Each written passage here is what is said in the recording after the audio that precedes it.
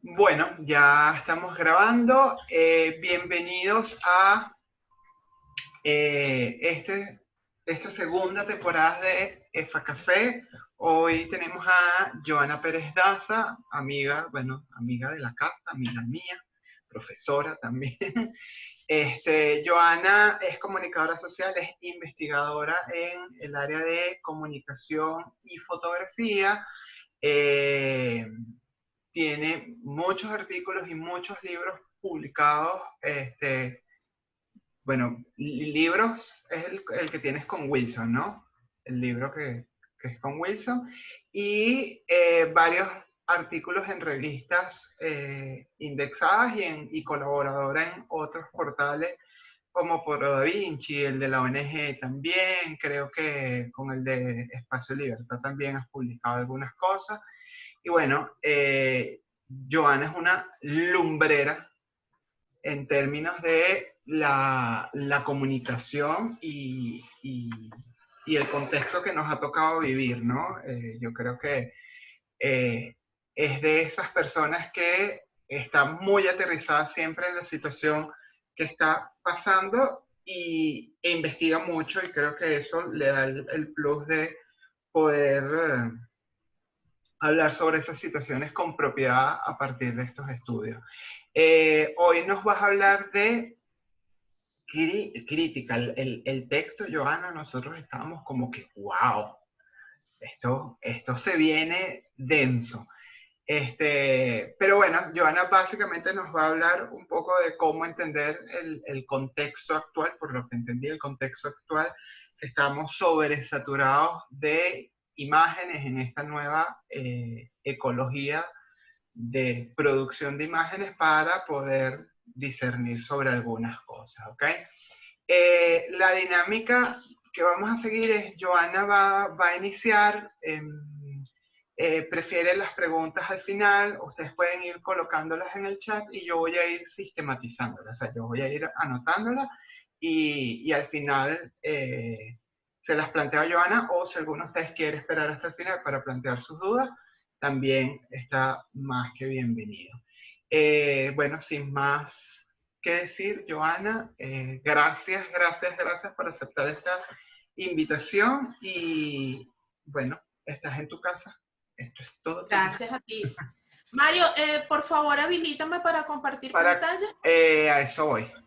Ok, mientras tanto, bueno, gracias por estar aquí. Hay como, yo estoy un poco preocupada gustosamente por la sobreabundancia de ofertas ahorita de, bueno, de este tipo de actividades virtuales y de alguna manera, bueno, es sabroso, ¿no? Pero también llega un momento en el que como que no sabemos a dónde acudir, si asistir a todas, cómo manejarnos. Entonces, bueno, el hecho de estar aquí también habla del interés que tenemos hacia la imagen y hacia la fotografía en concreto, que nos convoca, que nos apasiona.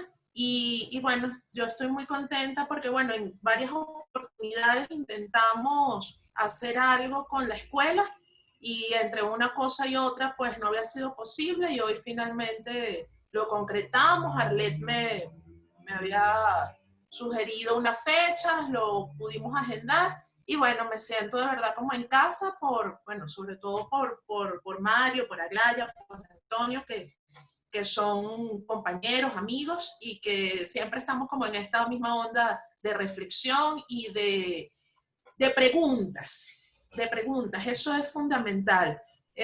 Mario, están viendo ya mi pantalla, ¿cierto? Sí, Joa, se está viendo la pantalla. Ok, voy a tratar de ponerla en modo pantalla completa, pero no, ahora sí, creo que me va a dejar. Ok, para que se vea mejor así. Bueno, hay muchísimos temas que pudiésemos abordar y cuando vi un poco el formato, que es un café, que es como hacernos la idea de eso, de que estamos reunidos ahora en esta nueva modalidad, con estos nuevos neolenguajes que están por allí circulando, del distanciamiento social, de las pantallas, incluso de la nueva estética, ¿no? Ahora de mirarnos así como en fragmentados, en mosaicos. Y me hago la pregunta de, bueno, la necesidad de detenernos y recordar ciertas cosas desde una postura crítica, porque ciertamente temas como los que estamos viviendo actualmente, que nos pudieron haber tomado de manera un poco abrupta, me refiero a la pandemia y todo lo que conlleva. Wilson y yo hemos estado escribiendo y reflexionando al respecto, por ejemplo, sobre esa estética de la pantalla, ahora también lo que representa la mascarilla, lo que representan los nuevos objetos y esta nueva cotidianidad, cómo nos entendemos, el yo y el nosotros colectivo. Entonces, es una reflexión que se va dando como en desarrollo y que vamos pescando algunas cosas. Me encontré, por ejemplo, con un texto maravilloso de Susan Sontag, donde habla de la enfermedad y la guerra y los peligros que corremos al utilizar términos bélicos para referirnos a situaciones de enfermedad. Entonces está como esa neolengua de combatir, vencer, el enemigo y toda esa terminología que por ser castrense y por ser bélica muchas veces desvirtúa el rigor científico.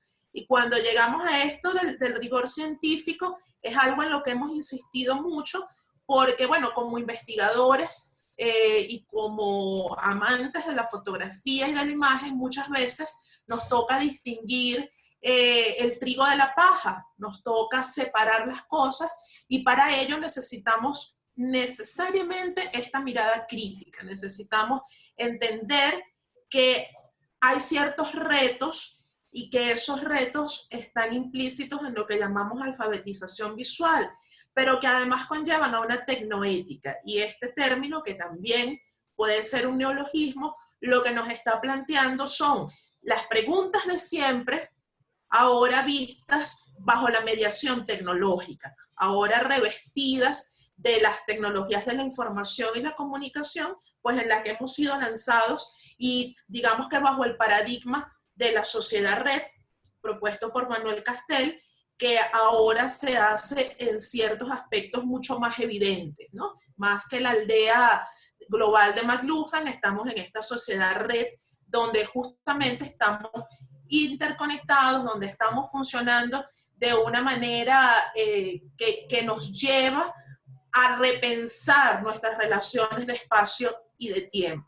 Entonces, cuando asomamos esto de la mirada crítica, estamos también hablando de la nueva ecología de la comunicación. Y en esta nueva ecología de la comunicación convergen algunas nociones no tan nuevas y otras que simplemente están como cargadas ahora de la emocionalidad y de la tecnología del momento.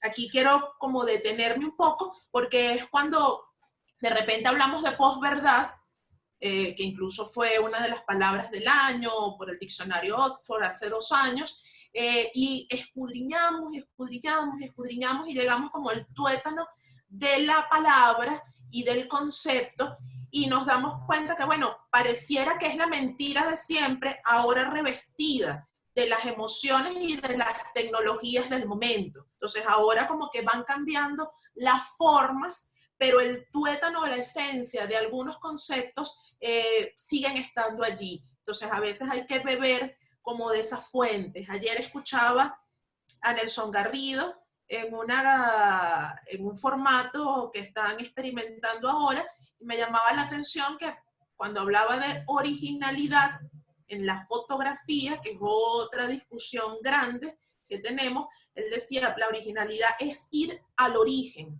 La originalidad no es sino buscar y buscar significa buscar referentes, buscar antecedentes, ir desentrañando qué hay de ese tema, qué hay de esa idea que me ronda la cabeza, e incluso empezar a copiar y hacer apropiaciones y hacer mis propias combinaciones. Siempre colocamos en clase el ejemplo del cóctel. Entonces los ingredientes pueden ser los mismos, puedo agregar nuevos, pero también van cambiando un poco las proporciones en las que voy combinando de manera consciente esos ingredientes, esos elementos. Entonces, esto de la nueva ecología de la comunicación y de los desafíos de la tecnoética, empiezan a combinar ciertos conceptos. Entonces aquí entra, por ejemplo, esto de la democratización y la masificación de la imagen. Bueno, pero es que no hubo democratización y masificación de la imagen cuando George Eastman popularizó la cámara Kodak y el eslogan de aprieta el botón, nosotros hacemos el resto. Cuando se simplificó el proceso, se redujeron significativamente los costos y las complicaciones técnicas y se pusieron al alcance de mayor número de personas. Lo mismo pasa con el acceso, consumo y producción. ¿Cómo estamos ahora nosotros imbuidos en esta doble condición, ahora más que nunca por el tema tecnológico y las redes sociales, donde podemos caracterizarnos ahora por ser audiencias activas? Y este término, que tampoco es nuevo, o sea, ya Alvin Toffler lo había asomado, Jean-Claude Gaultier también, con el EMI-REC, y ahora el prosumidor. Somos consumidores y consumimos y producimos información simultáneamente. Ojo, aquí sale nuevamente la pregunta, ¿en qué proporciones nos movemos en estos roles? Pero ciertamente ya no es esa pasividad a la hora de recibir contenidos. Escuchaba el sábado pasado a García Canclini en una conferencia de la Fundación de Cultura Urbana a propósito de los 20 años de la fundación, y primero la lucidez, ¿no?, del pensamiento en una persona de su edad y la actualización. Me recordó mucho a Antonio Pascual, y que hasta el final estuvo con un pensamiento muy de avanzada, muy también de su momento, de ocuparse de los problemas que están alrededor y no solo con la mirada retrospectiva. Y García Canclini decía algo que me llamó mucho la atención respecto a las teorías de la comunicación, el ejemplo de la aguja hipodérmica, ese planteamiento que hablaba de que nos inoculan contenidos, nos inoculan información y nosotros la absorbemos, nuestro organismo, como un organismo vivo, la absorbe pasivamente. Entonces es una corriente más efectológica, donde no se tienen en cuenta otro tipo de mediaciones sociales, otro tipo de interacciones. La postura de la aguja hipodérmica ya podemos decir que está como en desuso desde el punto de vista teórico, pero Canclini decía que ahora hay como una aguja hipodérmica a la inversa, que ahora no nos inoculan contenido, sino que están absorbiendo, es como que si nos extrayeran. Ya no es que nos colocan una inyección, sino es como que nos tomaran una muestra de sangre. Ese sacarnos información, esa aguja hipodérmica a la inversa, tiene mucho que ver con los datos que nosotros compartimos en las redes sociales, con nuestra huella digital, con nuestra identidad virtual y con todos esos datos que nosotros compartimos abiertamente, un poco también bajo esa premisa bastante peligrosa de que todo es gratis en Internet, y resulta que está esa otra postura de que cuando te dicen que algo es gratis en Internet es porque el producto eres tú, el producto son tus datos, el producto es tu información, y nosotros nunca nos detenemos a leer las letras chiquitas, nunca nos detenemos a tener esa mirada crítica, sino que por las propias condiciones del momento vamos entrando en esa dinámica y vamos entregando esos datos que ahora se extraen.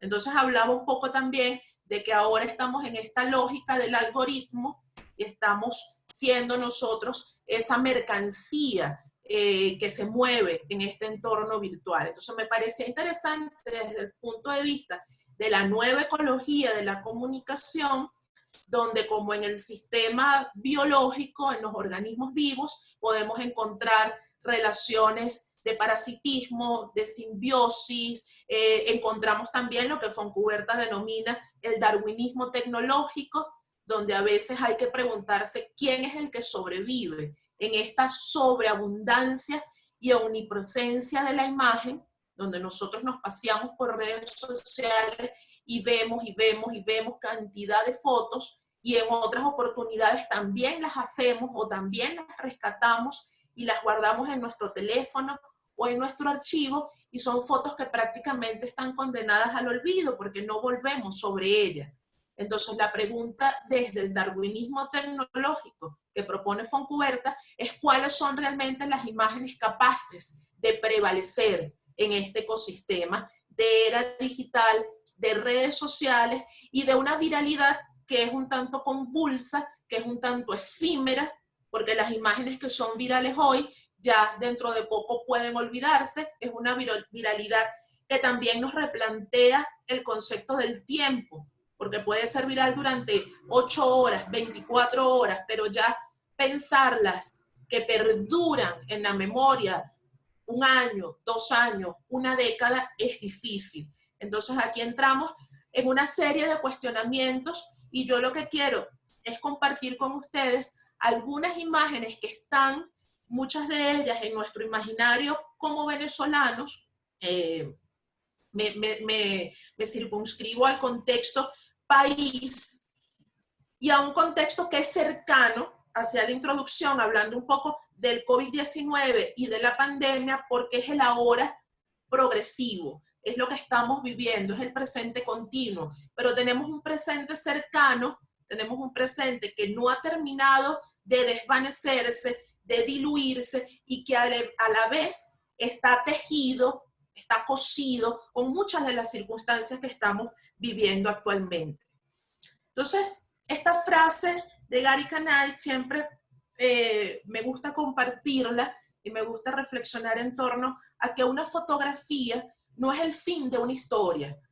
La historia no muere en el clic, la historia no muere cuando yo capturo y creo detener el tiempo y el espacio. Allí es que comienza la historia, allí es que comienza justamente por el registro y las capacidades de circulación, el alcance y lo que veíamos anteriormente, las capacidades de esa imagen de correr por el torrente comunicacional. Entonces es interesante entender cómo una fotografía no se detiene en la captura, sino que el efecto que puede tener en la audiencia, en el receptor, en el prosumidor, es justamente cuando llega y ahí se empiezan a tejer nuevas historias. Entonces puede ser el comienzo.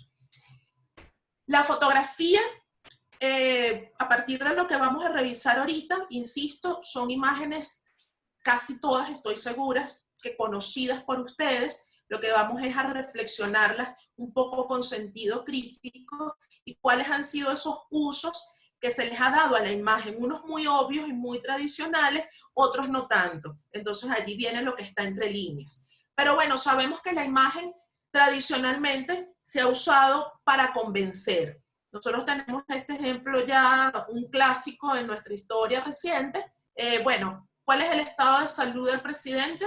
Está bien, está mal, está enfermo, está sano, está dando órdenes, está muriendo, tiene cáncer, no lo tiene, está en Caracas, está en La Habana. O sea, una suerte de revoltijo de informaciones que no sabíamos qué era lo que estaba pasando y de repente, desde los voceros oficiales, desde el poder constituido, nos lanzan esta imagen y nos dicen que Chávez se encontraba en La Habana, en el hospital militar, y que se encontraba con sus hijas. Hay varios elementos aquí interesantes. Bueno, la ropa deportiva, los elementos ya simbólicos que remiten más a, bueno, a vitalidad, la sonrisa, la bandera de Venezuela allá de fondo, porque bueno, se había criticado mucho el tema de que se fuera a tratar fuera del país. El Granma leyendo el periódico oficial de Cuba, un poco como fe de vida, para dar la fecha, ¿no? Eso también es importante. O sea, está leyendo el periódico de hoy. Esto ocurrió el 15 de febrero. Y aquí la fotografía estaba básicamente tratando de convencer a una población que pedía respuestas, a una población que estaba en incertidumbre cuando desde distintos ámbitos y más allá de las fronteras venezolanas se especulaba y se daban múltiples versiones sobre el estado de salud del entonces presidente Chávez. Esto ocurre el 15 de febrero de 2013. El 5 de marzo, fíjense que no ha pasado un mes, y la imagen entonces se usa para conmover. Ya el 5 de marzo se anuncia que el presidente Chávez falleció. Y el uso de su imagen, que no me quiero detener en el personaje y toda la construcción simbólica que se hizo de él, ¿no? Pues pudiésemos aquí dedicar, y de hecho eso ya hay otros investigadores que lo han tratado, cómo se fue construyendo esa imagen del líder, del hombre, del deportista, del político, del hombre fuerte, del hombre carismático, pero luego de que tenemos las imágenes anteriores que tratan de convencer y de disipar rumores, tenemos este tipo de imágenes ya donde la muerte se anuncia y se empieza a dar como este otro recorrido. Obviamente circularon muchísimas más, yo simplemente traigo aquí como una breve selección, emparentadas con esta función de conmover, del dolor, de la pérdida, del respeto, del honor. Entonces, estos usos de la imagen van variando de acuerdo a las circunstancias. El problema o la intención es saber identificarlas. Se ha usado también para protestar la imagen. Entonces, aquí vemos, por ejemplo, el tema tricolor, la simbología, el tema del amarillo, el azul y el rojo, la bandera. Y es interesante porque la mayoría de estas imágenes que tenemos ahorita aquí en pantalla, más allá de la intención del fotógrafo y del momento en el que fueron captadas, su fuerza y su potencia tienen que ver con la circulación. Esa protesta, ¿ok? Esa protesta que está implícita en la imagen, porque fíjense que las dos imágenes de abajo, de la izquierda, son momentos construidos, no son espontáneos. Y hay una intención de que sean fotografiados y que al ser fotografiados puedan tener otra vía de circulación y no se limiten únicamente al espacio-tiempo en el que fueron capturadas. Entonces es una forma de amplificar la protesta. Y dentro de este ecosistema y de este momento caemos también en la tentación y el espectáculo. Hemos escuchado y hemos leído mucho sobre la sociedad del espectáculo y cómo la imagen seduce y de alguna u otra forma todos caemos en la tentación y todos nos sentimos importantes y empezamos a fotografiar y a compartir en nuestras redes, nuestros desayunos, cómo nos pintamos las uñas, cómo estamos vestidos, y más allá de reivindicar la cotidianidad o la simplicidad de las cosas, es caer muchas veces en la tentación y en el espectáculo. Y pareciera que nadie está exento de eso. Dentro de esa tentación y dentro de ese espectáculo, nosotros tenemos imágenes como estas, donde se funden y confunden la ficción y la realidad. La primera imagen es de una niña disfrazada. Son un par de niños que están disfrazados, pero resulta que la imagen siguiente es la de un niño realmente armado. Y esas imágenes circularon por la red. Ahí me interesa un poco detenernos porque la mayoría de estas imágenes que pueden cuestionarnos no son imágenes como otras que vamos a ver más adelante, producto de espionaje o de que se infiltraron o que se robaron. No. Estas son fotos posadas, consentidas y distribuidas, además libremente. Entonces allí hay un mensaje, quizás no tan ingenuo, que se quiere dar. Aquí vemos un PRAN armado, mostrando, exhibiendo el tipo de armamento, y vemos a una ministra de Asuntos Penitenciarios sentada en una cama con el conejo, con el PRAN de Margarita. Entonces ahí uno se empieza a cuestionar, como en la imagen anterior, bueno, todos estos símbolos. No es una visita formal, institucional, además están sentados en una cama, la pose, la cercanía, todas estas expresiones que empiezan también a decirnos ciertas cosas. Y lo englobo aquí en tentación y espectáculo, porque obviamente puede haber un mensaje, yo no diría nada subliminal, sino un mensaje directo que nos quieren dar, que quiere ser evidente, pero también es esa necesidad de mostrarnos, de exhibirnos o con el otro, o de exhibir dónde estamos, o de exhibir dónde estamos. Entonces aquí hay unas cosas muy interesantes que nosotros nuevamente debemos empezar a preguntar y a reflexionar cuando vemos este tipo de imágenes. Y dentro de la tentación y el espectáculo les decía que pareciera que nada se escapa, que nadie se escapa, y bueno, todo el tema del selfie, del posar, de determinadas posturas, de determinados gestos, tuvimos esta imagen. Guardia Nacional que está posando, otro que captura la imagen, entonces pareciera, podemos ver esto y pudiésemos decir, bueno, pueden ser dos adolescentes posando frente a un árbol de Navidad, frente a un helado que se están comiendo, frente a un concierto que fueron a ver. No, pero resulta que aquí hay otro tipo de códigos y otro tipo de mensajes. La imagen también se ha usado para denunciar, y en nuestro caso, bueno, está muy emparentado con todo lo que son las demandas de medicamentos, de servicios públicos. Este fue el caso del niño Oliver. Lamentablemente, después que se hizo esta foto, a los pocos días él fallece, pero queda la imagen como testimonio, ¿no? Queda esa imagen de denuncia. En algún momento también era una forma, una pedida de ayuda, de auxilio, pero que después tuvo circulación, fue justamente a partir de la denuncia. Y este caso es muy interesante, porque bueno, este fue el caso de Geraldine Moreno, que recibió disparos en la cara, y que fíjense cómo es su mamá la que está mostrando ella misma desde el dolor, pero de ese dolor convertido en fuerza y convertido en denuncia, y desde dónde lo hace. Entonces vemos imágenes como las de abajo, que son las tradicionales, si pudiésemos llamarlo, por ejemplo, cuando es época de desaparecidos o de protesta, o de tratar de dar rostro y visibilizar a una persona, que no sea solo una cifra, que no sea un nombre, que no sea una abstracción, sino darle rostro. Entonces, como en las fotos de abajo, bueno, se hacen estos carteles y se usan también en las protestas.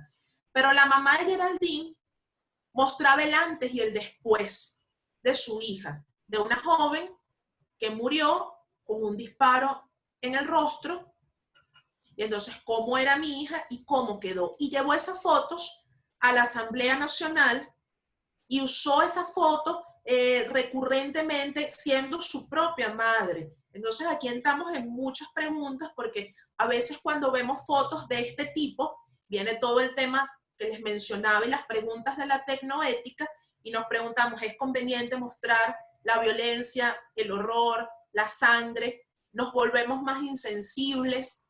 ¿O hay que hacerlo como un llamado de atención? Surgen muchas preguntas, y una de ellas, que es muy recurrente, que se le hace a los fotoperiodistas y a los medios, es si esa persona que está allí tirada, esa persona que está muerta, ensangrentada, herida, si esa persona fuera tu padre, tu hijo, tu hermano, tu esposa, tu familiar, ¿a ti te gustaría que se viera así? ¿A ti te gustaría darle esa continuidad y esa recurrencia, esa imagen, y no recordarlo mejor en otra faceta?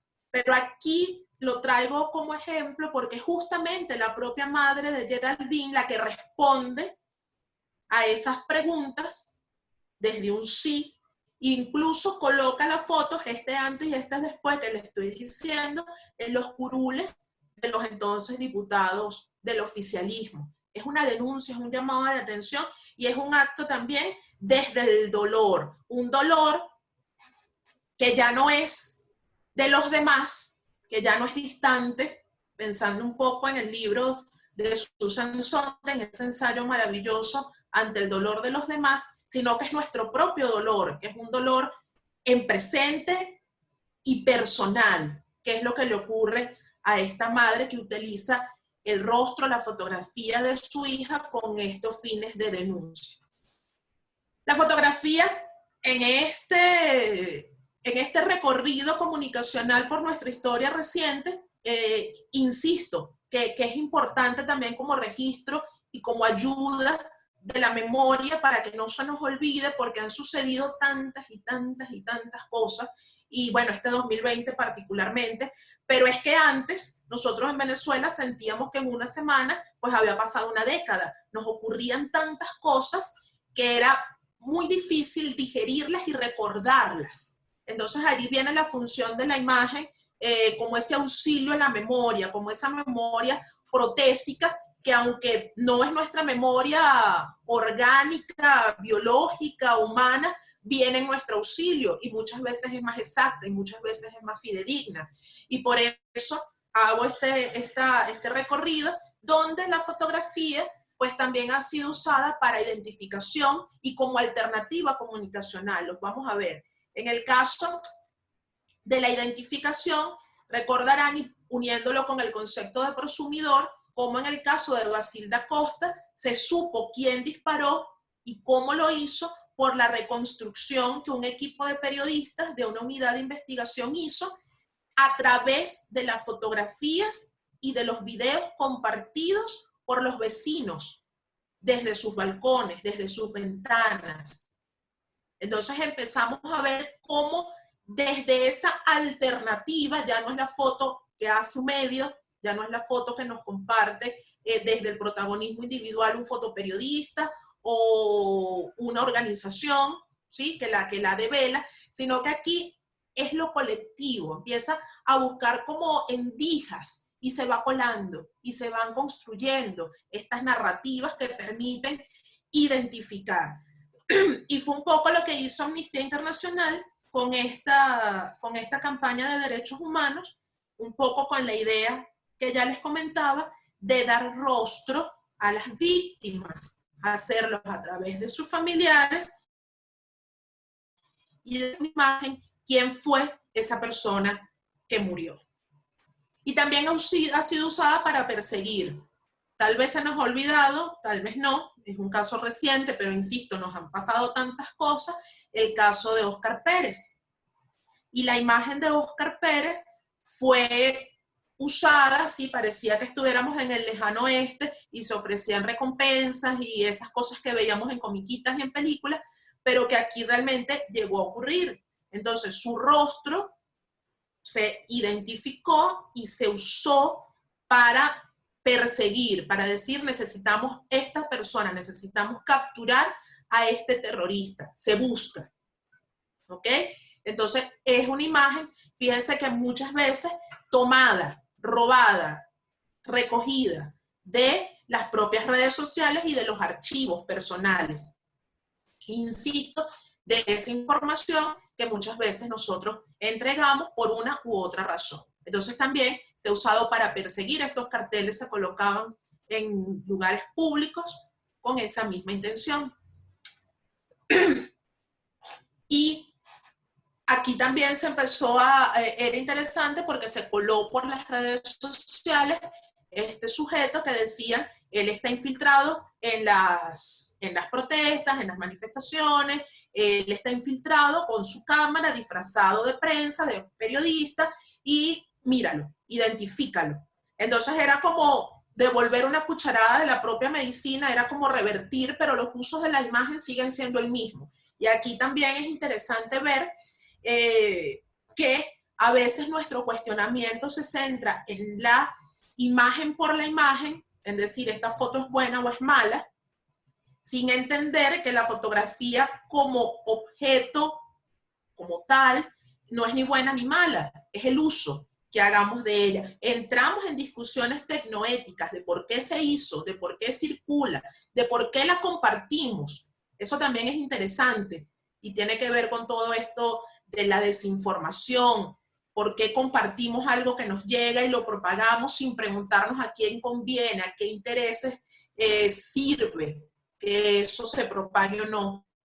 Pero entonces esta imagen se usaba también para identificar y para perseguir y se colaba por las redes, muchas veces sin ponderar los efectos. Y cuando hablo de ponderar los efectos es porque, bueno, en sociedades como las nuestras se puede tomar la justicia por las propias manos y, bueno, conocemos los casos de linchamiento y conocemos los casos de ajusticiamiento que justamente parten muchas veces de la indignación y del dolor cuando las cosas no siguen, no tienen una respuesta por las vías ordinarias. Aquí hay otra cosa interesante. Cuando hacemos ese ejercicio de mirada crítica, parte de algo básico. No les estoy en este momento diciendo nada nuevo, que es la observación. La observación es el punto de partida de la fotografía cuando algo capta nuestra atención, cuando nosotros decidimos capturarlo, conferirle nuevamente esa importancia de la que habla Susan Sontag. Fotografiar es conferir importancia, yo observo, yo capturo, y todo vuelve luego a la observación cuando miro esa imagen, cuando ya la capturé y vuelvo a ella, y la veo, la contemplo, la disfruto. Pero muchas veces en esa imagen, con intención y sin ellas, se cuelan. Yo creo que a veces de manera pícara o de manera azarosa, otras que tienen que ver más con el azar, con algo que no está del todo determinado por una decisión consciente. A veces se dan esto que Wilson y yo, cuando nos ponemos a discutir estos temas y a reflexionar y a tratar de entenderlos, partiendo de otros autores, hemos tratado de agrupar en esta categoría de códigos escriturales. ¿Y qué son los códigos escriturales? Bueno, son como esos guillos que les decía que están en la imagen y que muchas veces son muy, muy contundentes, pero que para un ojo no crítico, pero para que un ojo pasivo, pueden pasar desapercibidos. Aquí en esta foto de Rolando Schemitt, que ganó el premio WordPress Photo, todos conocemos el contexto del joven en llamas, hay un arma, un graffiti en la pared que apunta y que dispara la palabra. Eso es algo como esa palabra, ese código escritural que está allí y que puede pasar desapercibido, pero que le confiere a la imagen una fuerza, una contundencia. Como en esta imagen del joven que en 2014 fue desnudado dentro de la UCB por la Escuela de Trabajo Social y fue dejado allí, ¿sí? Un poco desnudando. Yo escribí un texto que está en mi blog y que se compartió por otras vías, un poco diciendo que, bueno, lo que se desnudó allí no fue un joven, no fue un estudiante, fue la cara dura, la cara más repudiable de un poder que quiere vulnerar, que quiere dejar indefenso, que quiere atentar contra la propia dignidad. Entonces aquí de fondo, otra vez en la pared, una palabra, resiste. Y llama poderosamente la atención, pareciera que fuera el puntum del que habla Barthes. Ese puntum que, como Wilson ha reflexionado últimamente, puede ser muy subjetivo y va variando de persona a persona, pero que en ese ojo acucioso y crítico puede enfocarse, puede focalizarse en esta palabra que le da otro sentido a esta imagen. Aquí también tenemos el caso de este joven Vallenilla, en las afueras de la Carlota. Justo en el momento de esto hay videos y hay prácticamente la serie que hizo la agencia F. Y aquí está el momento en el que le apuntan, le disparan, está toda esa secuencia. Y justo allí, cuando está a punto de caer, de pegar la cabeza al asfalto, está esa palabra allí: queremos paz. Posiblemente, no lo sabemos, por el calor del momento, muchos de estos códigos escriturales no son conscientemente encuadrados por el fotógrafo, sino que se ven después de la toma. Conversando con algunos, de hecho, de ellos lo han afirmado. O sea, me di cuenta después cuando llegué, porque justamente las circunstancias, el calor, la adrenalina, el peligro, no permite de alguna manera ensamblar todos esos elementos, y cuando lo vemos después nos encontramos con este tipo de cosas. Nos encontramos también con esto fue en Maracay, esto al día siguiente ya no estaba, este graffiti, pero quedó la imagen. O sea, esto al día siguiente, esto lo vieron unas pocas personas, a pesar de que era una instalación militar y un espacio de amplia circulación en el centro de Maracay, pero al día siguiente estaba pintado, pero quedó la imagen, quedó el registro.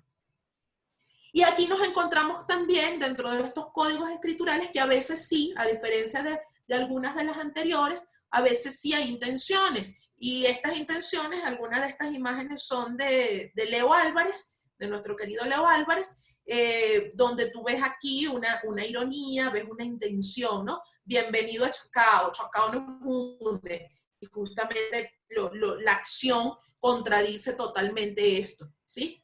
El mejor regalo, apuntando. Dictadura. Y el objeto lanzado.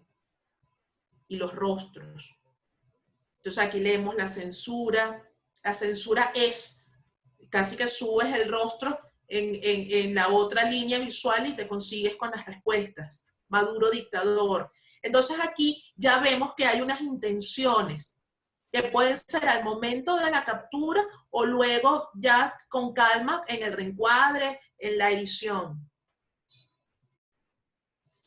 Y aquí también es interesante dentro de estos usos, voy a tratar de pasar esta parte más rápida para luego conversar con ustedes si hay algún comentario, alguna pregunta, cómo la imagen sirve de registro y evidencia. Entonces, insistimos, condenamos muchas veces la imagen, pero no la situación, no el contexto, el hecho que la genera. Entonces nos duelen, sí, insisto, estamos ya, no ante el dolor de los demás, ya no estamos viendo la guerra de Bosnia-Herzegovina que tanto preocupó a Susan Sontag, ya no estamos hablando de la guerra civil española de Robert Capa, ya no estamos hablando de la Primera y la Segunda Guerra Mundial, ya estamos hablando desde la cercanía de nuestro propio dolor. Y ahí empiezan a darse otras funciones de la imagen que tiene que ver con esto, el registro y la evidencia. Entonces, estas puestas en escenas, estos performances, estas acciones colectivas, que por su propia naturaleza son efímeras, esto ocurrió en Mérida, estos cuerpos que simulaban cadáveres como pedazos de carnes envueltos en plástico y decía, hecho en socialismo, muchos de estos jóvenes nos comentaban desde la ULA, que estuvo vinculados a ellos, pues tuvieron que abandonar el país porque fueron amenazados. Pero queda la imagen como registro y evidencia. Y en este caso de la evidencia como prueba, ¿sí? Aquí hay una acción que fue fotografiada y que pueden decir, bueno, es manipulada, todo, esta imagen está saliendo nuevamente a propósito del caso de Estados Unidos, de este joven que también por una bota, que también pisoteado, fallece.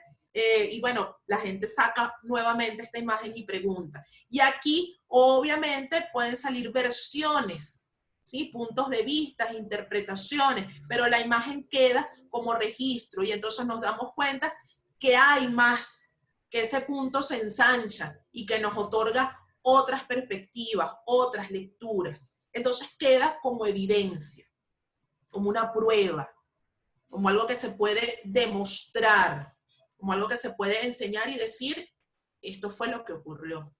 ¿Ok? Este es el punto de vista. Y como prueba, bueno, tenemos las famosas imágenes, tristemente famosas, de la cárcel de Abu Ghraib, donde los prisioneros fueron sometidos a tratos crueles, injustos, humillantes, degradantes.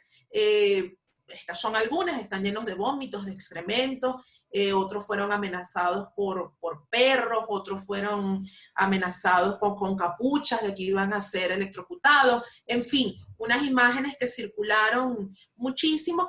¿Y cómo circularon? ¿Por espionaje? ¿Porque se colaron? No, las hicieron ellos mismos. Estas fotos las hicieron las mismas personas que estaban, los mismos funcionarios que estaban allí, supuestamente resguardando, permitieron esas imágenes y circularon y fueron todavía han tenido muchas lecturas y mucho que analizar, sobre todo, bueno, porque la respuesta fue que ellos eran, quienes hicieron estas acciones eran solo unas manzanas mordidas dentro de un sistema.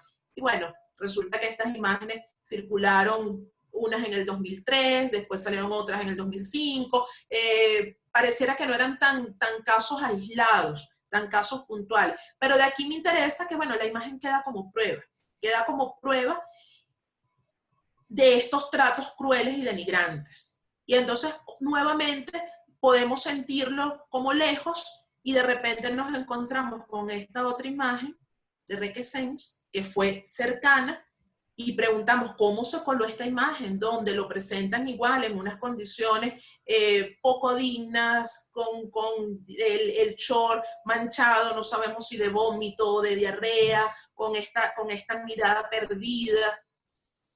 Entonces, interrogamos nuevamente a la imagen. ¿A quién conviene que circulen? ¿Cuál es el mensaje que se está dando?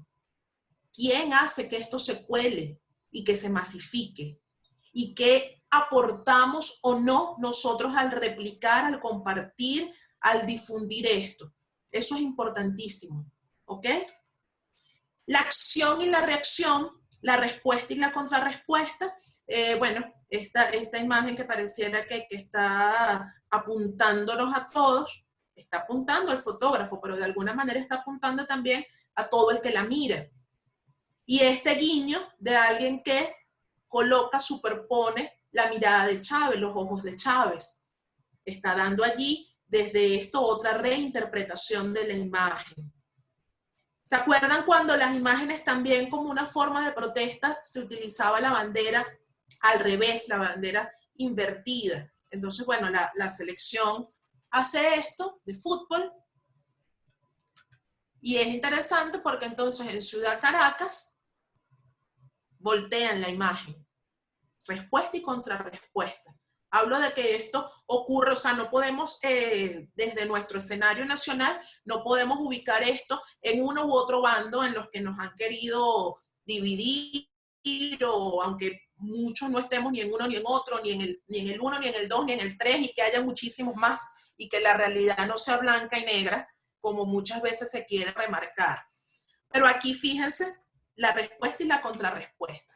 Y con todo esto del tema del fake news, bueno, con el tema del fake news, el término particular, yo lo utilizo porque, bueno, es con el que todos nos entendemos y es porque el que el que hemos aceptado, pero no es precisamente el más riguroso y el más correcto, ¿no? Incluso nos hace daño a nosotros mismos al asumirlo, porque, bueno, es un término que muchas veces conviene a quienes lo utilizan y las crean, estas desinformaciones, y para que una noticia sea tal, sea una noticia, sea un hecho que ocurrió y que es digno de ser contado, que es de interés público, no puede ser falsa. Entonces hay allí un contrasentido, pero lo utilizo porque así nos estamos entendiendo.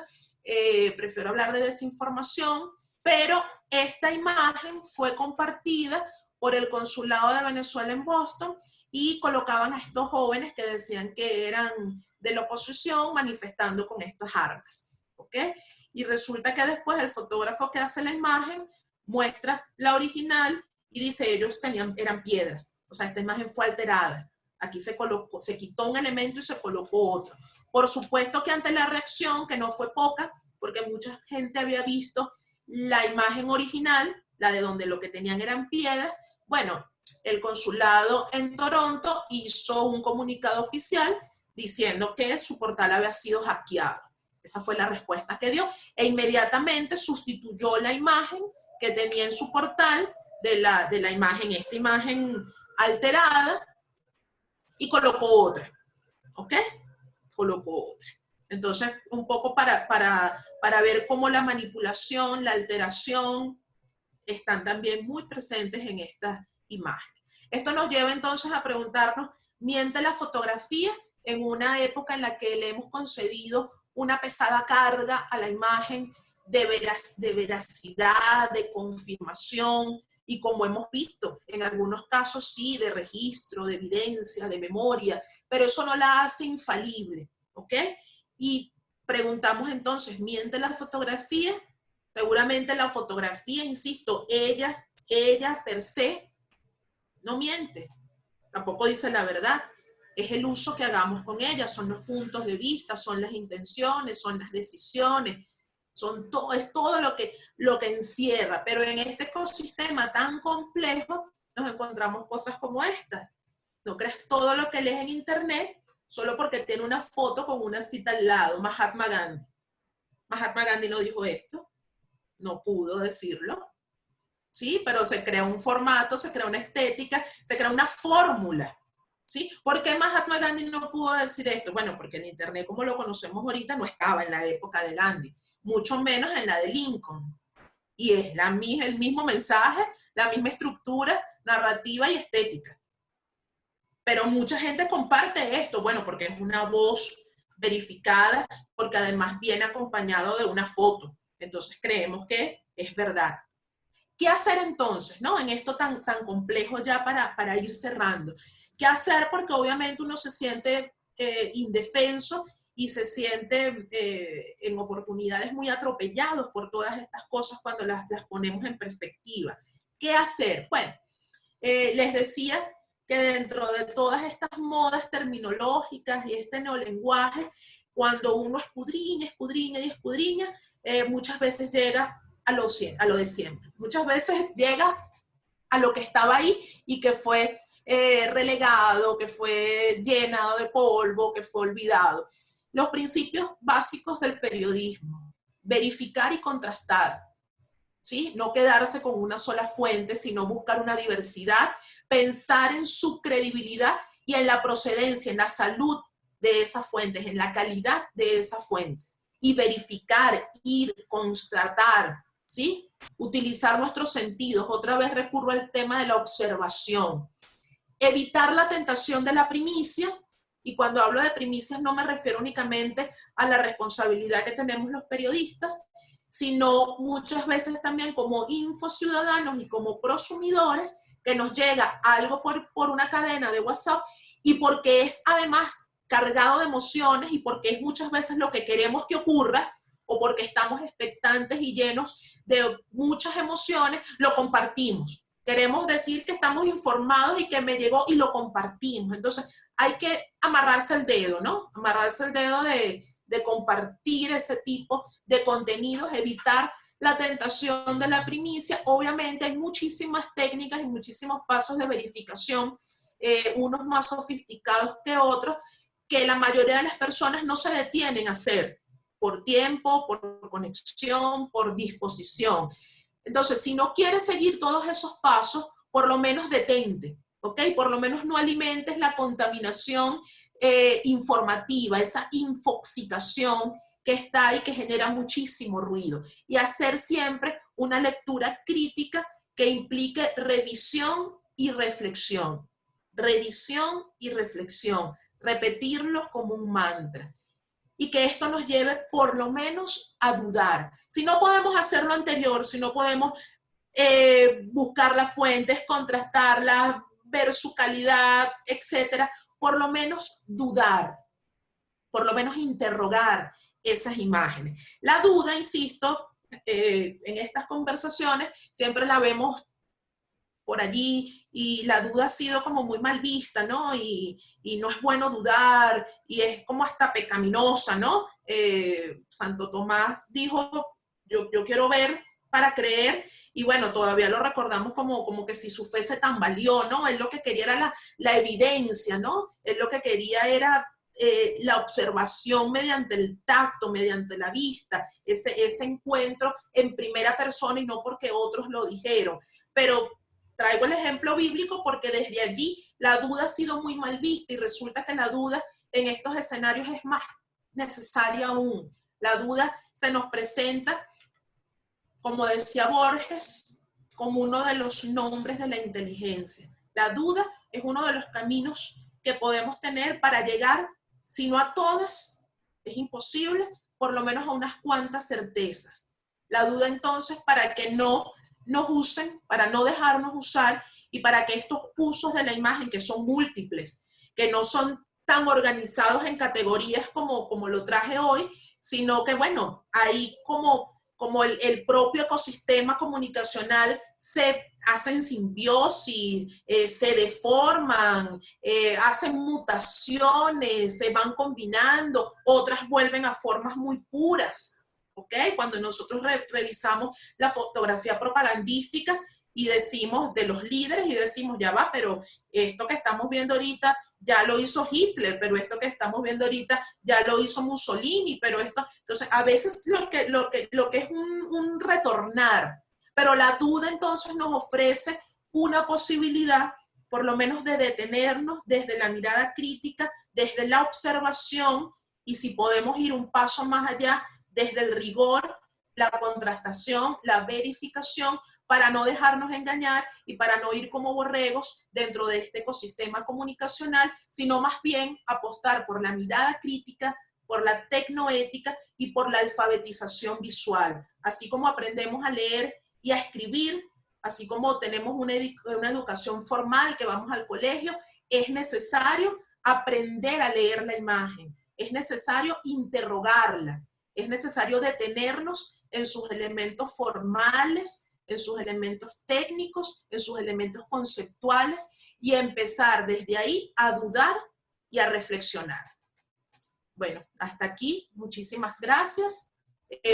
Ya como para puntos finales, registro, denuncia y memoria, la importancia de la fotografía para documentar, organizar y resguardar. Hasta ahí entonces lo dejo para ver si tienen alguna pregunta. Ojalá que tengan comentarios y que podamos conversar por aquí un poquito más, si el tiempo nos los permite y si Mario nos deja. No, bueno, ahorita en el chat no se han presentado dudas, pero si alguien tiene alguna duda o algún comentario, bienvenido sea. Sabes que yo veía algo, esta parte final, yo sobre, bueno, tenemos que eh, aprender y bueno, tenemos que enseñar a, a leer las imágenes, ¿no? A entender y a decodificarlas para poder saber qué nos están comunicando, como aprendemos a leer y escribir. Y una de las cosas, y sé que es la que tú te enfrentas, y yo también como profesores universitarios, es que aún en la universidad hay gente que no sabe leer y no sabe escribir, ¿no? Entonces, por lo menos tenemos como una carga ya mucho más grande de una serie de cosas que, bueno, que vienen desde los niveles básicos de educación. La concha de su madre. Sí, sí, lo he visto. ¿Alguien comentó algo por ahí? ¿No? Creo que se coló el audio, pero... Sí, se coló un audio por ahí. Entonces, bueno, me llamaba la atención eso, ¿no? Uno de mis grandes problemas cuando doy los primeros semestres es que trato de reducir, y son materias de fotografía y audiovisual, reducir la cantidad de puntuación eh, por temas de errores ortográficos, de redacción, etcétera, porque siento que van a salir raspados. Y la materia es fotografía. Entonces, claro, es como un doble juego de todo lo que todavía nos queda por enseñar y todo lo que queda por aprender. Y otra cosa que a mí me llamaba mucho la atención, que además ha sido una tendencia muy rara en tiempos recientes, es la de crear noticias a partir de tweets, a partir de imágenes de Instagram. Es decir, ya esa búsqueda de fuente primaria, ya esa búsqueda de corroborar información, no. Si alguien lo publicó y está ahí en la red, esa imagen vive en ese ecosistema, hay un periodista, bueno, periodista entre comillas, que decide agarrar tres, cuatro tweets, un par de imágenes de Instagram, qué sé yo, y crea una noticia. A partir de eso también es como la responsabilidad que tenemos como consumidores de buscar esas fuentes, ¿no? Entonces, es complicado. Kevin Corredor, saludos. El caso de la mamá con las fotos del antes y el después es muy fuerte. Y cómo lleva ese uso de la imagen de su hija en los escritorios de los diputados. ¿Cómo resguardar la imagen para que pueda perdurar tomando en cuenta que hay tantas imágenes? Pregunta Miriam. Sí, aquí hay un tema fundamental que siempre, así como hablaba de la duda, y es el de la investigación. Cuando hablamos de investigación en estos tipos de procesos que estamos viviendo, todos somos responsables, porque todos somos responsables de la memoria. Nosotros no podemos esperar que en el contexto venezolano, dentro de 4 o 5 décadas, no sé cuánto tiempo tenga que pasar, haya un museo de la memoria donde hagamos como un recorrido, ay, mira, ¿verdad? Oscar Pérez, ay, mira, ¿verdad? Basilda Costa, ay, porque se nos olvidan por una cosa que viene sobre la otra. No hay un método, no hay una fórmula, pero sí hay una responsabilidad como ciudadanos, sí hay un compromiso además con la imagen. En mi caso particular, ustedes ven, mi taller y mi laboratorio es mi teléfono. O sea, desde allí no solo escribo, guardo, comparto, documento, registro y bueno, después hago un respaldo en la computadora, en la nube, se lo envío a amigos que están como en estos mismos temas, ¿no? Converso con Juan Toro, converso con Wilson, converso con Gustavo Hernández y así pues uno va creando como sus propias comunidades de interpretación, que es lo que hacemos. Pero es importante que dentro de esta cantidad de imágenes que están circulando, detenernos y ver cuáles llaman nuestra atención y ser capaces de ir construyendo nuestro pequeño archivo, nuestro pequeño museo personal para que estas cosas no se nos olviden. Yo bien podía traer, lo decía al inicio, yo bien podía traer un adelanto de esta investigación que estamos desarrollando Wilson y yo y otros investigadores sobre el tema de la pandemia y la estética de la pandemia, la mascarilla, el rostro, la identidad, las pantallas, etcétera. Pero yo decía, ya va, ¿y qué pasa con esta realidad que tenemos aquí al ladito temporal, espacial, que tenemos aquí? La pandemia nos toma a nosotros con otras condiciones preexistentes, ¿no? Cuando la gente sale a manifestar por electricidad, por agua, por medicina, y además está el amplio paraguas de la pandemia. Entonces hay aquí un doble conflicto, un escenario muy complejo. Aquí yo creo que lo importante es que nosotros tengamos ese interés de esa búsqueda y ser capaces de pescar en este océano que es Internet, ir pescando estas imágenes, ir resguardándolas, ir haciendo nuestro propio archivo y hacerlo muy insistentemente con responsabilidad y con respeto, ¿sí? Porque este tipo de imágenes, muchas de ellas son dolorosas y yo siempre hablo de que hay que respetar a las víctimas, sí, pero no hay que callar. O sea, es como una pequeña línea que hay que trabajar con mucha ética, con mucho respeto, pero también con mucha responsabilidad de cuál es nuestro papel ahora que tenemos acceso a esas imágenes. Ahora que muchas veces hay imágenes que ni siquiera salimos a buscar, ¿sí? No es que yo leo, agredieron a un estudiante y me meto yo a buscarlas. No, es que me llegan. Es que apenas yo abro mi Twitter, están allí. Es que abro el Facebook y están allí. Es que me las mandan por WhatsApp. Entonces, si no tenemos una mirada crítica y esa responsabilidad con la imagen, eso se diluye. Y eso a la semana, a las 2 semanas, al mes se nos olvida.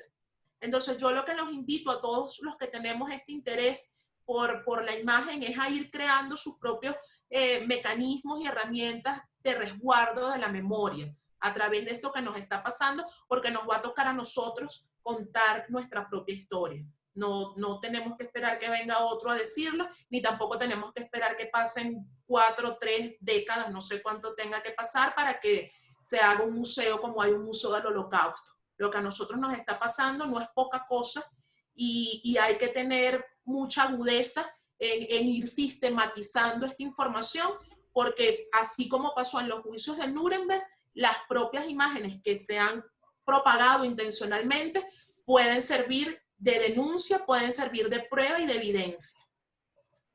Mira, yo, Kevin, que se me saltó la pregunta, había hecho el comentario sobre el caso de Geraldine y cómo la mamá llevaba estas imágenes del antes y el después a los escritorios de los diputados y él pregunta si es, bueno, sería producto del duelo o es algo posduelo, es decir, si ella estaba consciente del poder de la imagen. Mira, yo creo que sí, porque no fue una sola acción aislada. O sea, no fue que ella agarró la foto donde ella sale en la cama mostrando la fotico, que pudo haber sido eso, que llegaron a entrevistarla, llegó Amnistía Internacional o llegó un periodista y ella sacó la fotico. No, es que allí yo les mostré por lo menos 4 acciones realizadas por una misma mamá en duelo, donde parte de la imagen de su hija y donde además hay una intención evidente de contrastar el antes y el después. Esta era mi hija y en esto la convirtieron ustedes. Entonces hay como esa clara intención, yo creo que sí, yo creo que ella estaba consciente del poder de la imagen y de la necesidad de mostrarla desde esa crudeza. Allí no había medias tintas y lo que digo aquí que es importante es eso. Quizás yo no me hubiese atrevido a compartir la imagen porque me hago estas preguntas. Debo respetar a una madre que sufre, su madre no va a querer recordarla así, pero es la misma madre la que toma la iniciativa de confrontarnos a nosotros y de mostrárnoslas a partir de este contraste. Yelixa comenta, muy importante lo de no caer en querer tener la primicia o ser primeros en decir algo si no se ha corroborado si es verdad la imagen o la información. Es por eso que hemos caído en muchas desilusiones y confusiones. Y Kevin vuelve a plantear una pregunta y dice, ¿piensas que el meme también ha influido en que la gente ya no le da tanto interés a la noticia real como tal, sino que la digiere más fácil porque siempre viene con un toque de humor? Sí, el tema del meme es interesantísimo. Yo estoy trabajando ahorita con mis estudiantes en teoría de la comunicación y en sociología de la comunicación, porque, bueno, es un mensaje de fácil manufacturación, muy sintético y con esa carga de humor que le da otra emocionalidad, ¿no?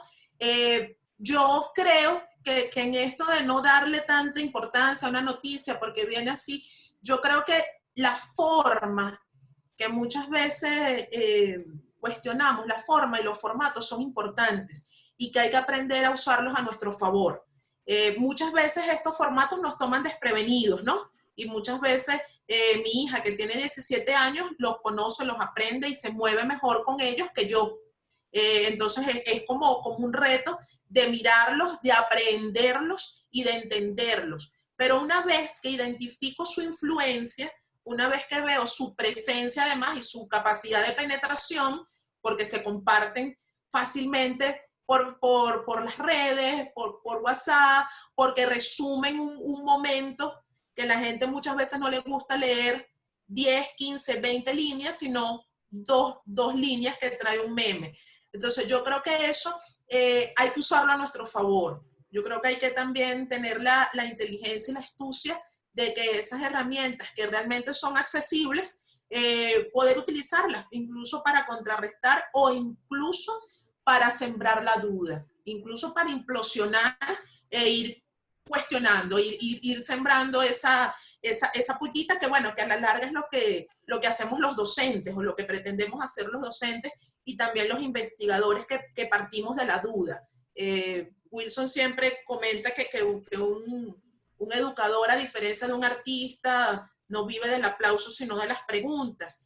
Y es impresionante cuando uno logra, como docente, generar estas preguntas, porque obviamente uno no tiene todas las respuestas. Yo no estoy interesada tampoco en tener todas las respuestas. A mí me interesa que mis alumnos salgan problematizando y cuestionando y tocando otros puntos que yo humanamente no voy a poder tocarlos. No, es imposible. Entonces yo creo que lo del meme hay que mirarlo más bien como algo que podemos usar a nuestro favor. Es esa técnica de las artes marciales del aikido, de la fuerza del oponente. Entonces, bueno, más que ver algo allá como distante y satanizarlo y esas cosas banales y superficiales que nada más le interesan a los adolescentes y fuchi, no, mira, yo lo puedo usar y lo estoy usando maravillosamente en mis clases de sociología política y de teorías de la comunicación y los resultados son fabulosos.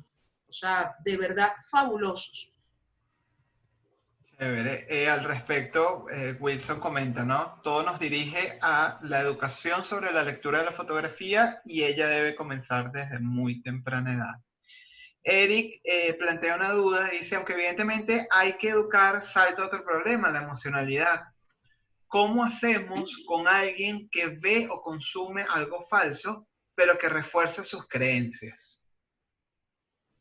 Te voy a pasar, no lo puedo compartir ahorita, lo tengo en el teléfono, un meme que lo responde perfecto. Es un señor mayor que está frente a la pantalla, molesto, con la hija detrás, y está peleando con la pantalla y le dice, pero ¿cómo va a ser mentira si es lo que yo creo y pienso? Entonces muchas veces nosotros nos identificamos y creemos que eso que está allí es verdad porque esperamos que es lo que pasa. O sea, nosotros nos dicen hoy, bueno, no voy a poner ejemplos concretos para no entrar en polémica, pero hay cosas que nosotros queremos, añoramos que pasen o que sabemos que son posibles y probables que ocurran. Entonces ahí las emociones juegan en nuestra contra, porque cuando vemos que, ay Dios, y lo otro son, y Eric, eso tú lo manejas muy bien también, son las propias estructuras y guiones que se van repitiendo, ¿no? O sea, cuando vemos que un hecho es probable que ocurra, entonces se va repitiendo, cuando hay ciertas condiciones, recordemos cuántas veces murió Celia Cruz antes de que finalmente muriera, o recordemos quién va a creer cuando se muera José Vicente. O sea, cuando nos digan que se murió José Vicente, nadie lo va a creer. O sea, vamos a estar así como que, está bien. Entonces, porque es posible, sí, tiene la edad, tiene las condiciones, o sea, la gente se muere, me lo han dicho tanto que ya como que me lo estoy creyendo y ya no se había muerto. A mí me pasa eso. O sea, creo que a todos en algún momento, mira, se murió Fulano y ya Fulano no estaba muerto. Entonces ahí las emociones también juegan mucho en nuestra contra. Por eso lo importante también es como detenerse y esto que tiene que ver con reforzar nuestras creencias que menciona Eric, es por esas burbujas que vamos creando, esas afinidades que vamos creando también en el espacio virtual. Así como nosotros en nuestra vida cotidiana hay gente que nos simpatiza, gente que nos gusta, gente con la que nos relacionamos por afinidad, o por, bueno, a mí me encanta tomar café con Mario porque me río. O sea, Mario me llama y yo bajo porque sé que, concha, estoy leyendo, estoy embotada, estoy corrigiendo, y sé que un ratito me voy a reír. Entonces ahí se crean afinidades. Pero nosotros también en la red creamos ese tipo de afinidades. Y casi siempre, por ejemplo, en Twitter, bueno, hay gente que dice, yo no voy a seguir a tales personas porque no me gusta lo que dicen, porque no me gusta lo que piensan. Entonces crean sus propios análisis de opinión pública y dicen, no, es que mira, todo el mundo está a favor de que dolaricen la economía porque es que toda la gente que yo leo en Twitter así lo dice. Pero esa es tu burbuja. Esos son los filtros que tú mismo has creado. Y es la gente que tiene cierta afinidad contigo. Y cuando alguien no comulga con eso, o como que el pensamiento se contrasta, no me gusta. Entonces, bueno, la emocionalidad ahí es fundamental también nivelarla, también tener esa capacidad de ir haciendo ajustes, aunque otro de los principios que hemos visto desde la universidad, Eric y yo estudiamos juntos en la UBA y de ahí hay muchos recuerdos bonitos, cuando empezábamos a entender aquello de que la objetividad era un mito, de que la objetividad no existe, pues somos sujetos, tenemos emociones y que la objetividad desde el punto de vista periodístico, lo que tenemos que hacer es buscarla, anhelarla, perseguirla como una utopía, conscientes de que no vamos a llegar a alcanzarla, conscientes de que podemos y debemos, tenemos la responsabilidad de aproximarnos a ella, pero somos sujetos, estamos llenos de emociones. Y el Puma, sí, por ahí poner, y el Puma, sí, el pobrecito Puma, el Puma. la reina Isabel y bueno, a un poco más que han matado antes de tiempo. ¿Alguien más tiene algún comentario?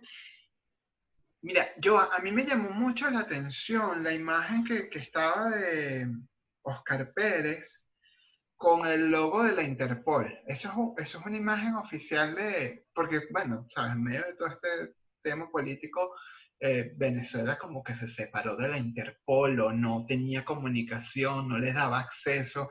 Entonces, claro, me parece tan raro que uno de los carteles de Se Busca decía, o sea, es como el uso inconsciente de la imagen, es como que vamos a poner qué cosas podrían buscar un criminal, lea Interpol, pon todos los logos. Parece que fue así, ¿no?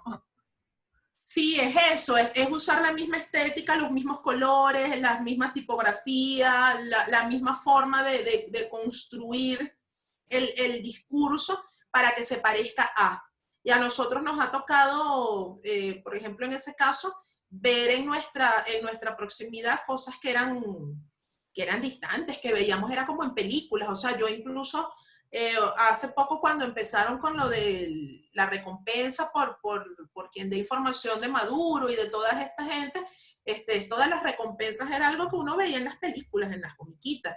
Y entonces empiezan como a sentirlas próximas. Y eso que tú acabas de hacer, pues es un ejercicio de un ojo crítico, de un ojo más entrenado, de un ojo acucioso que se pasea por estos códigos escriturales, que recorre la imagen y que la interroga y que no únicamente la consume, pero ahí evidentemente nos vamos a encontrar, como en los discursos, muchas conchitas de mango, muchas conchitas de mango.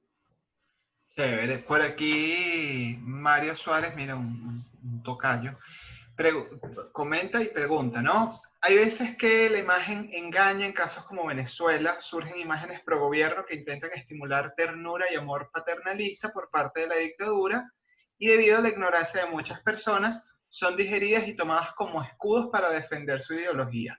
Me pregunto, ¿hasta qué punto una imagen puede ser verdad y cuándo pasa a ser mentira? Bueno, Bueno, ahí tenemos una hora más para responder.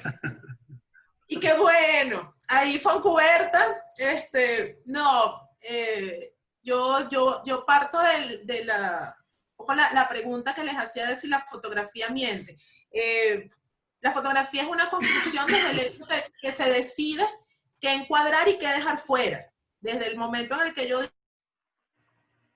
súbete, bájate, volteate, cuando es una foto posada. Y cuando es una foto periodística o documental, que voy a la calle y todo eso, ahí también yo estoy tomando decisiones. Yo estoy decidiendo, bueno, esto lo voy a encuadrar, esto no, esto entra, esto no. Por eso también es importante preguntarnos por lo que no está en la foto, por lo que no se ve en la imagen, por eso que fue dejado al lado, por esa periferia que queda nuestra imaginación. Barthes siempre en la cámara lúcida vuelve sobre una idea de que una foto es siempre invisible, no es a ella quien vemos. Entonces tú dices, bueno, ¿cómo que la foto es invisible? Esto es un contrasentido. No es a ella quien vemos, entonces ¿a quién estoy viendo? Bueno, estoy viendo todo lo que está detrás y toda la parte connotativa de esa imagen, que es a la que apelan estas construcciones pro gobierno, que también las hizo Hitler. También hay Hitler, como la hicieron muchísimos otros políticos. Pongo el caso extremo de Hitler, pero como salen muchos políticos besando viejitas, cargando niñitos, tomándose el cafecito, llenándose de pueblo y todas Brincando esas cosas. charcos. Pero, sí, pero a la larga son construcciones, y como construcciones pueden orientarse hacia una búsqueda de la verdad, o más que todo de la veracidad, o manipularse, tergiversarse y orientarse más a la deformación y a la mentira, al engaño. Sí, ahí en el chat Wilson hace un comentario y dice, la verdad y la mentira tienen mucho que ver con su fuente, pero toda fuente tiene un origen. Y ese origen es objeto del deseo de la investigación. Y Eric agrega, son fragmentos de realidad. ¿Cuál realidad? Y es ahí donde está el debate, ¿no? Eh, sí, y a veces pasa casi sin, digamos, sin intención paternalista ni nada. Me acuerdo que la foto que le hizo Jorge Silva, que es un fotoperiodista mexicano, a Chávez bajo la lluvia, es como una imagen que probablemente él dijo, esto va a ser una buena imagen. Él no está aspirando a convencer a los seguidores del gobierno en aquel momento sobre lo que ya probablemente sentían. Sencillamente él dijo, esto va a ser una buena imagen por lo que comunica, por esa intención sentimental de casi de que esto se esté yendo, porque además fue de esas imágenes en el momento de la campaña cuando tenía cáncer. Entonces, capaz él no Sí, sabe. ahí lo que hizo fue aprovechar el momento y el ojo del fotógrafo, ¿no? Eh, eh, Juan Barreto contaba en esta foto del muchacho en llamas, con el que Ronaldo gana el premio. Juan Barreto gana el tercer premio, pero de historia, y él hizo como la secuencia, él hizo como la serie, y era interesante porque él lo que hizo fue disparar, él lo que sabía era que estaba pasando. Guillermo Suárez también estaba por ahí, y él comenta que hay momentos donde tú básicamente lo que haces es disparar por instinto, porque sabes que esto es importante o porque sabes que estéticamente aquí hay algo potente y lo aprovechas. Y bueno, después el trayecto y la ruta es otra. Pero esa imagen de Jorge Silva que comentas, de Chávez bajo el agua, además era como un, sobre todo de esto, como un impermeable gris, oscuro, y el micrófono, la mirada hacia el cielo, todo esto, hay una imagen idéntica de Obama. Es la misma foto, solo que es de Obama. Entonces a veces hay cosas por allí que se repiten y es por eso, o sea, lo que está haciendo el fotógrafo es captar ese momento un poco con este ojo entrenado. Claro, que es lo que dice Wilson, ¿no? Wilson dice aquí, por el contrario, yo creo que Chávez construyó su propia ética y el fotógrafo, entre muchos, cayó en el juego. Es decir, él sabía cómo ponerse, cómo posar, qué hacer, qué gesto, y los fotógrafos se deleitaron. Pisan el peine. Por aquí Sí, como Daniela comenta el retrato que le hizo Platón a Chávez y fue portada en el Time, también en la revista Time. Sí, bueno, ejemplos hay.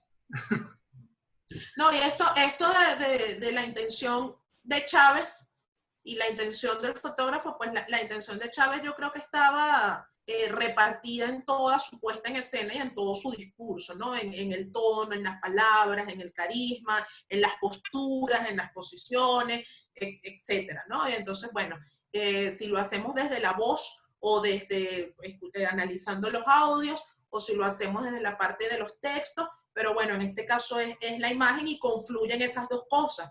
O sea, el que sabe que está construyendo su épica y el que sabe que hay una imagen importante que hacer y la hace. Y podríamos llevar este caso, bueno, para casi todos los políticos que tienen que construyen esa épica. Es decir, si vemos ahorita, Donald Trump es más o menos lo mismo, ¿no? Es decir, él construyó su épica desde ser empresario hasta convertirse en presidente, sigue siendo el mismo hombre y los medios siguen, y fotógrafos, televisión, prensa en general, sigue cayendo como en el juego de esa imagen que él crea. Sí, y bueno, y que a veces la crea con ayuda, y si no tengo la ayuda me fabrico mis propios medios, que es el caso de Putin. Hay, o sea, cualquier estudio de la imagen de Putin, Putin como karateca, como a caballo, esquiando, o sea, con Cabalgando camisa un así, oso. remando, o sea, es una cosa impresionante. Entonces, bueno, más allá de que si yo voy a llevar un fotógrafo, voy a invitar a las agencias, no sé qué más, bueno, yo lo construyo, yo simplemente lo hago. Hay un caso muy interesante en Brasil, cuando la campaña de Bolsonaro, porque uno del ministro de Defensa, que era también que propagaba esa imagen muy, muy varonil, muy fuerte, invitó a una rueda de prensa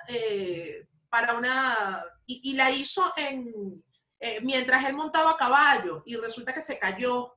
Y entonces hubo toda una controversia sobre si esas imágenes se circulaban o no, por lo que mostraba la fragilidad de alguien, bueno, que se cae de un caballo, que se ve torpe, nadie se ve bonito en el piso cuando se cae.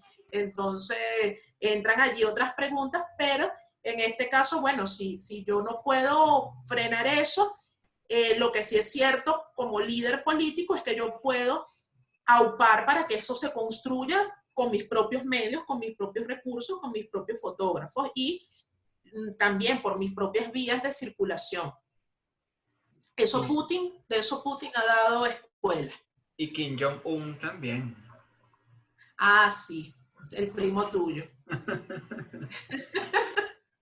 El gordito primo tuyo, sí. Todavía no sé si está muerto o no, no me han invitado al funeral. Eso es muy interesante porque desde el punto de vista de los memes, no sé si seguramente vieron la foto que les pasé de Chávez con las dos hijas leyendo el Granma, quitaron la cara de Chávez y pusieron la del norcoreano. Entonces era lo mismo, las dos muchachas y el Granma, y lo que hicieron fue un pegoste ahí con la cara del norcoreano. Entonces, ahí había también como un recordar unos procedimientos, ¿no? Está vivo, está muerto, sale, no sale, no hay información oficial. ¿Qué hacemos mientras no salga la información oficial? Bueno, se cuelan estas cosas. Bueno, creo que no hay más dudas ni comentarios. Quedo súper agradecido con esta participación, Joa. La doctora, siempre que vea a Joana, doctora. Mira, quería comentarles algo, Mario. Bueno, el 13 de junio, Prada Escuela de Fotografías cumple nada más y nada menos que 37 años. La misma edad que Wilson, se le nota. Estaremos dando clases. Ok. Estaremos de aniversario. Y bueno, para celebrar el aniversario vamos a estar anunciando algunas actividades. Vienen por ahí convocatorias y cosas bien chéveres relacionadas con la investigación, con el apoyo al talento emergente. No voy a decir joven porque mucha gente a veces te cuestiona hasta dónde llega la juventud, entonces más bien digamos emergente, ¿no? En proceso. Pero bueno, vienen cosas bien bonitas, bien interesantes. Por lo pronto les doy la primicia de que, bueno, ya a partir del sábado van a estar nuestros libros en Amazon. Tanto La diversidad de la mirada, miradas ajenas, y el nuevo bebé de Wilson, que tiene que ver precisamente con lo que hemos hablado de la lectura de la imagen fotográfica. Entonces, eso ya va a estar circulando prontico, y muy, muy contenta porque, bueno, 37 años, teniendo en cuenta que los últimos 21 han sido en este proceso, no es poca cosa. Entonces, bueno, vamos a estar por ahí anunciando varias cosas y muy, muy contentos si nos pueden acompañar, si pueden sumarse a estas iniciativas, un poco con las dos premisas que nos ha acompañado en Prada Escuela de Fotografía, que es no solo formar fotógrafos, sino formar mejores personas y pensar la imagen. No es solo el tema de formarnos en lo técnico, que es importante, no es solo el tema del aparato, sino también entender que es necesario pensar la imagen, y por eso agradecemos estos espacios que se dan entre quienes estamos preocupados y ocupados en esto, desde distintas formas, desde distintos, cada quien estamos aportando, y bueno, agradecemos a la escuela, a ustedes por abrirnos estos espacios y por compartir. De verdad que los sentimos muy cercanos en lo personal y en lo institucional, y vamos a estar por allí compartiéndole estas actividades de celebración. ¿Verdad, Wilson? Wilson de Santa.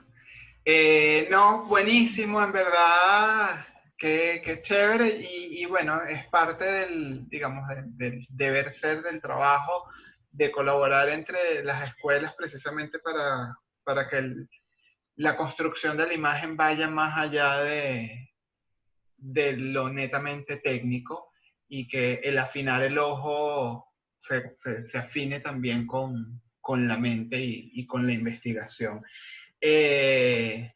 Gracias, gracias, gracias, en verdad, por ser esta primera. Arlet tiene aquí el micrófono activado. ¿Vas a decir algo? Llegué para la despedida, no porque llegué para la despedida. Apenas acabo de terminar mi clase y dije, ay Dios mío, se están despidiendo. Gracias Joana, que al final no, digamos, ya hablé que temprano con ella, le dije que no iba a poder estar, pero muchísimas gracias por haber estado. Estuve chusmeando un rato, mezclándome entre clase y clase. Igual la voy a ver grabada, pero me encantó haber visto todas las caritas y toda la gente que se une a estos espacios para hablar de la imagen y hacer estas reflexiones y escuchar todas estas investigaciones que son súper importantes. Por supuesto al profe Wilson, que también se conectó, vi al profe Alexis, por ahí al maestro Alexis Pérez Luna también conectado, y bueno, por supuesto, en línea con lo que dice Mario, ¿no? Y desde hace rato, desde hace años, la escuela Fotoarte, ahora FA Contigo, y Prada, Escuela de Fotografía, han estado hermanadas desde hace muchos años, con mucho cariño, desde lo profesional, desde la construcción, de la colaboración en vez de la competencia, lo cual a mí me genera lazos emocionales muy, muy lindos, tanto con el profe Wilson como con toda la gente que he conocido y con lo que he compartido gracias a la relación de la escuela, de las dos escuelas, ¿no? Ha sido hermoso realmente lo que hemos construido en el tiempo, y por supuesto que vamos a celebrar juntos todos esos años de trayectoria que, bueno, no hay que contar mucho, Wilson, porque si no la gente empieza a sacar cuentas. Pero bueno, muchísimas gracias de verdad a todos por haber estado, a todas las caritas que veo por ahí. Y bueno, estos encuentros los vamos a seguir haciendo ahora cada 15 días. Los habíamos hecho desde marzo, desde que empezó la cuarentena, 2 días a la semana, de una manera maratónica, durante 10 semanas consecutivas lo hicimos. Fue un esfuerzo titánico, pero lindísimo. Quedó un material muy, muy valioso que está en nuestro canal de YouTube, en el canal de YouTube de la escuela, que pueden entrar en el link de la biografía de la escuela. Pueden encontrar el canal de YouTube y ahí van a encontrar la charla del profe Wilson, van a encontrar, bueno, muchísimas charlas y conversaciones que tuvimos desde que empezó la cuarentena. Hay más de 20 charlas ahí, lo cual me parece un material, bueno, invaluable. Y bueno, lo vamos a seguir alimentando ahora en esta segunda temporada que inauguró Joana, que lo vamos a hacer cada 15 días, y otras sorpresas también de esta naturaleza, de espacios virtuales que estamos construyendo, que también les vamos a decir, esas semanas en el medio no van a estar vacías, vamos a inventarnos una cosita interesante que por ahí les vamos a estar chismeando. Entonces, bueno, de verdad, gracias por haber estado. Los quiero mucho, mucho, mucho. Y pues nada, que se repita, que se repita. Seguiremos viéndonos. Beso grande para todos, de verdad que sí. Chao.